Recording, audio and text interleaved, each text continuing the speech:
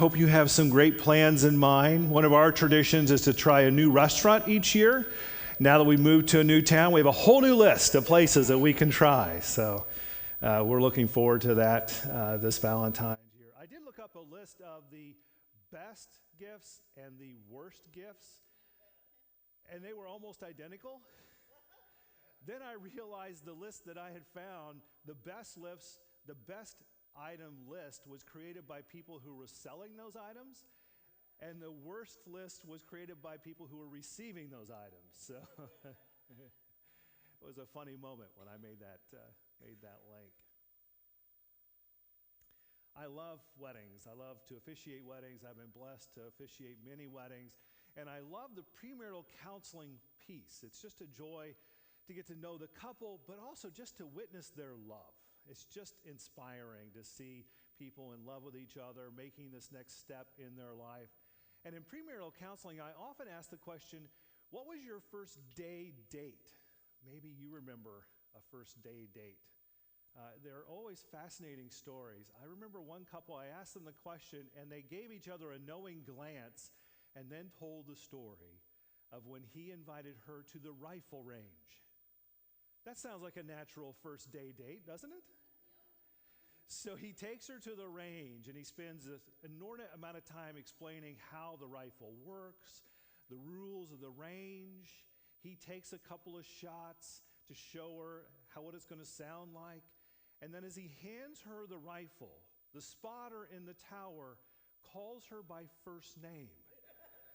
And that's when he learns that she works there.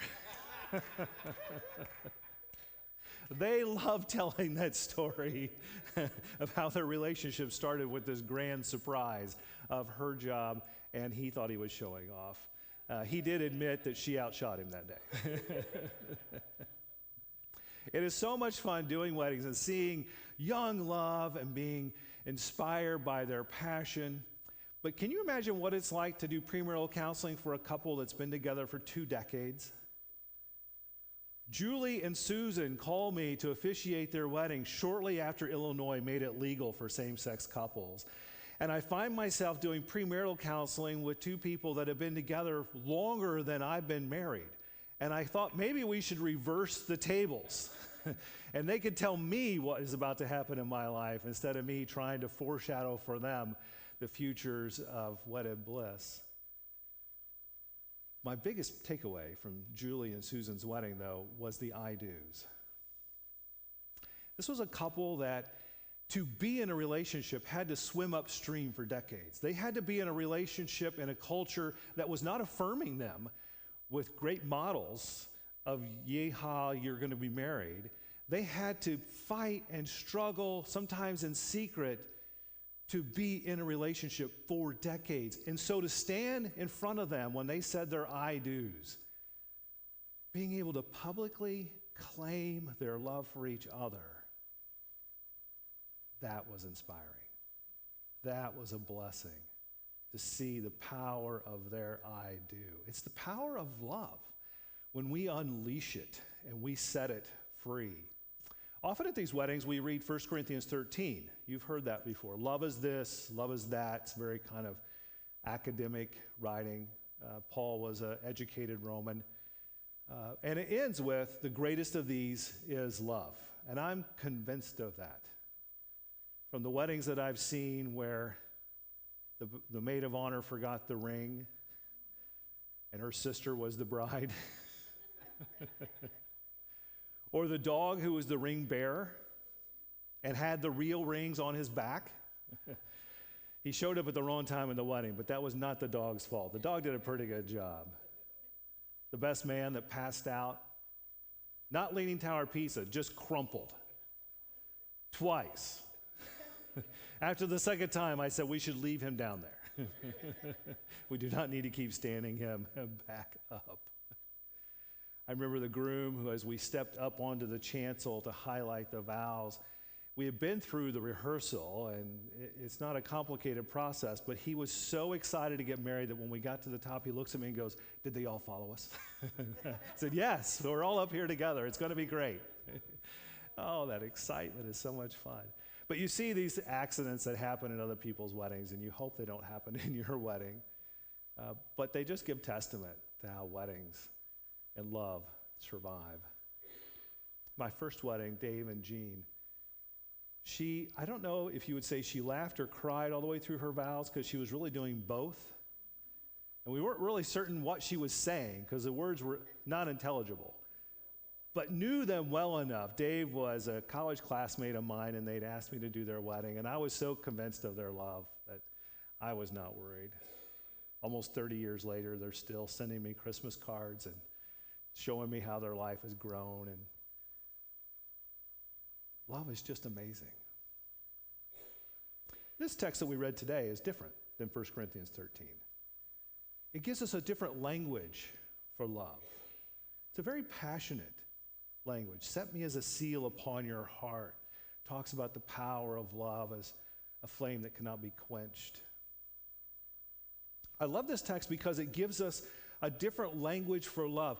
When I look to the Bible for language, often I'm looking to Psalms.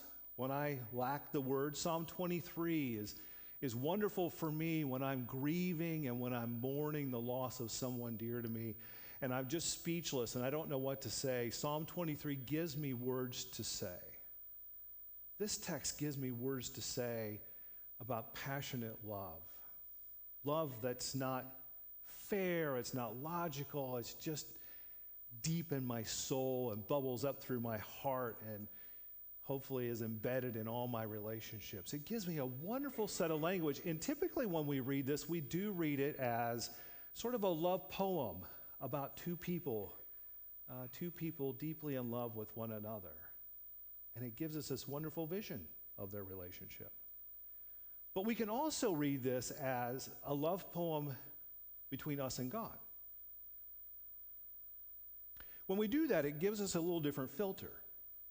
Some read this text as a reversal of the curse of the Garden of Eden.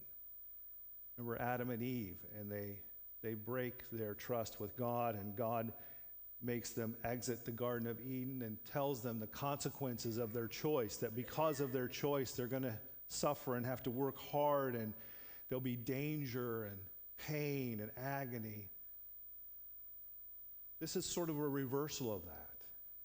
I am mindful at the end of the Garden of Eden story that as they leave the Garden of Eden, God makes them clothes. It's a small verse that often is forgotten because we're so distracted with the brokenness of the text.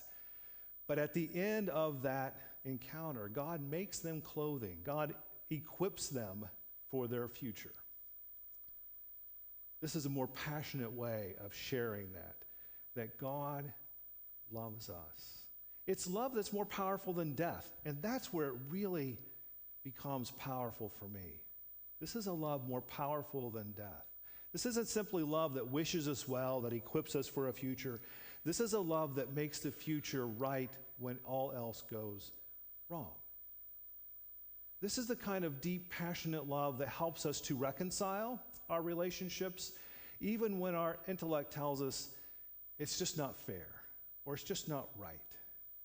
This is the love that gives us the energy and the passion to recover broken relationships and fill them with hope for a future.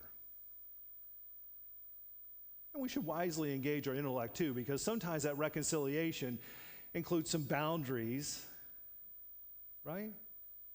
Reconciliation isn't about going back into the brokenness to experience the brokenness all over again. Reconciliation is hopefully a way to find a more healthy future forward together, but maybe in a new way. And this text talks about that kind of love that empowers us to invest the energy and the time to make those relationships right. We're given some great examples in the Bible. There's some wonderful love stories in the Bible. Abraham and Sarah are one. In the Old Testament, Abraham and Sarah are visited by God, and they're just such a funny, wonderful team together. I invite you to read the Abraham and Sarah saga from the Old Testament.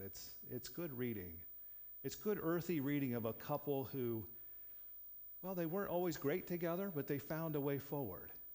There was a time in which Abraham was afraid for his life because his wife was so beautiful. So he passed his wife off as his sister, and then the king takes his wife/sister to be his wife because he thinks she's not married. And then the king finds out that Sarah is married to Abraham.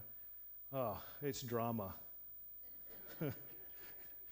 When we stand up here and say our I do's, or we find a best friend in life, that's not what we hope is going to happen. But it did. And yet they found a way through that. One of my favorites is Joseph and Mary. We read the story at Christmas time, and it's all full of the Christmas season.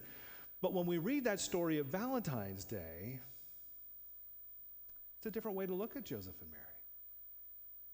Here's a couple who are from the beginning faced with an obstacle.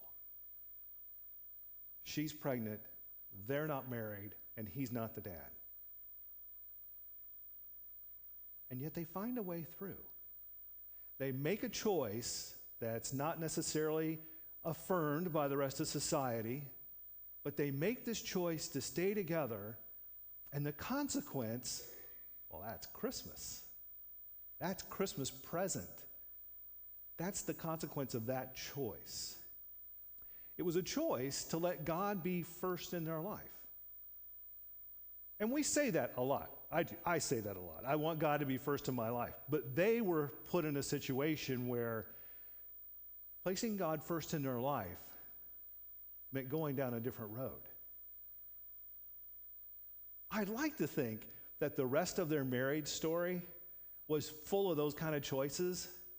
Like so many choices, it became a pattern and then a habit and then just a lifestyle of making that kind of choice as a couple.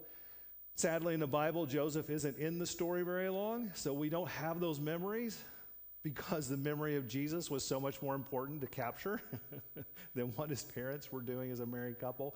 But I wish we knew that. Because the couples I see that do place God first in their life, well, they have that same experience. Oh, there's obstacles, there's rough patches, there's brokenness, but all that's overwhelmed by experiences of reconciliation, experiences of forgiveness that is powered by this passionate love, experiences of the abundance of love that then flows from their marriage into the rest of their relationships. Whether it's a marriage relationship or a best friend relationship or a family relationship, may we all have relationships where we experience this kind of love, this passionate, set me as a seal upon your heart. When you can look at the person and you just know in a way that humbles us to the core that this person is with us regardless. And we know that at some point we're probably going to disappoint them because we are human, and it's going to crush us to disappoint them. But how empowering it is to know that even then they're going to be there. They're going to be there to celebrate the best moments of my life and the moments I wish weren't recorded. They're going to be there. Set me as a seal upon your heart. It takes some risk. It takes some risk for us to let someone in our life that deeply. It takes some vulnerability. But the reward on the other side, we will not be disappointed. We get to sing a song today where we sing of our faith in Jesus, our passionate love for the one who loved us first. It's also an opportunity for us to invite any who would like to join this church to come up as we stand and sing together.